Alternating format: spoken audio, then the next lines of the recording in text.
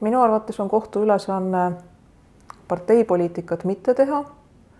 Minu arvates ei tohiks kohus mitte kunagi poliitikutega leppida kokku, et näiteks põhiseadust tõlgendatakse mingi hetkel heana tunduva hüve nimel, nii nagu seda kunagi varem pole tehtud ja nii nagu seda ei tohiks ka edaspidi teha. Nii et niisugused kokkulepped minu arvates on igal juhul lubamatud.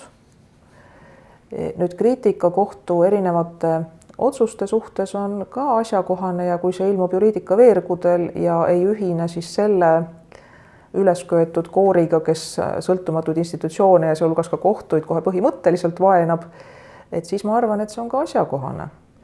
Ja eks Euroopa Liidus on see nii-öelda Euroopa Liidu kohus ja siis on Euroopa Liidu üldkohus ja küllap siin artiklis on rohkem silmas peetud seda nii-öelda ülemise astme kohut, kes siis võib-olla tõesti olukorras, kus paljudes Euroopa Liidu õigusaktides jäetakse teadlikult sisse midagi, mida siis nimetatakse constructive ambiguity, et ehk siis teadlik mitmeti mõistetavus ja siis oodataksegi, et kunagi konkreetsete asjaolude pinnalt küllap kohus teeb siis selle sisulise otsuse.